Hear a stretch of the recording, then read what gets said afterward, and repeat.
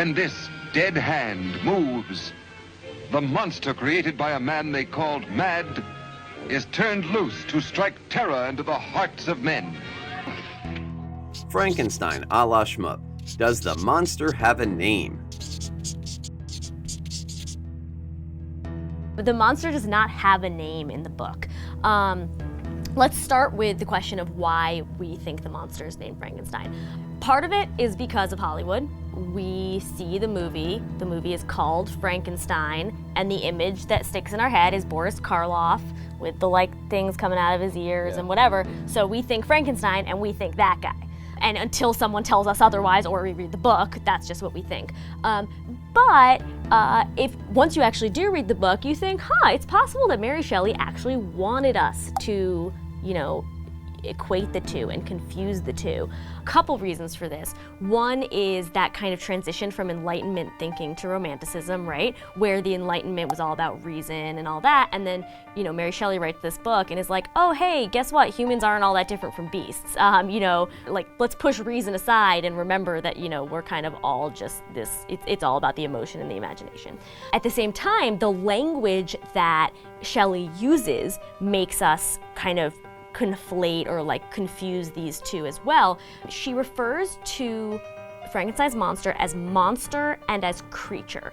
Monster, the etymology of the word monster, comes from basically the idea of a warning or an omen. And creature is, something that has been created. Shelley refers to the monster as monster and creature. She also refers to humans as creature. So she will be talking about creature, meaning humans, and then we'll be talking about creature, meaning Frankenstein's monster. So we kind of get this sense of conflating human and the monster and the whole, they're actually not all that different after all.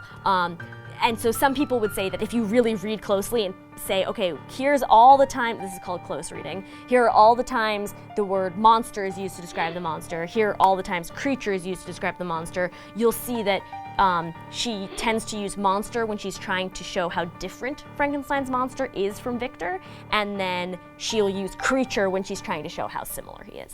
Got it. So the fact that the creature doesn't have a name, we name our dogs and make them human in many ways, is a powerful omission. And I think about the novel in Ralph Ellison's Invisible Man. Invisible Man has no name. Yeah. And that's a huge part of the book, and it screams things. Well, England a couple hundred years ago, they were closer with their dogs than they were with their children, and they still are in England because they're lunatic dog country.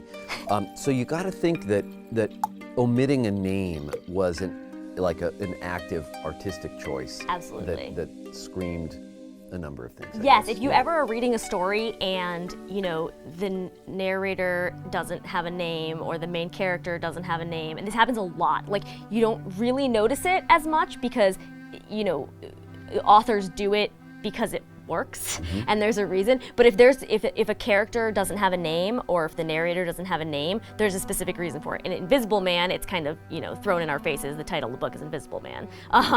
But in a case like this, we're supposed to wonder, are we supposed to see Frankenstein's monster as not only inhuman, but not even a beast, not even a dog, right?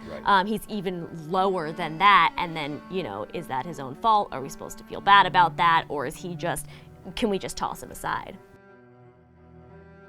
Why doesn't the monster have a name? Why is it important to understand the difference between creature and monster? Why do we think the monster's name is Frankenstein? Why do you hate me? What have I done to you that you should ever hate me so?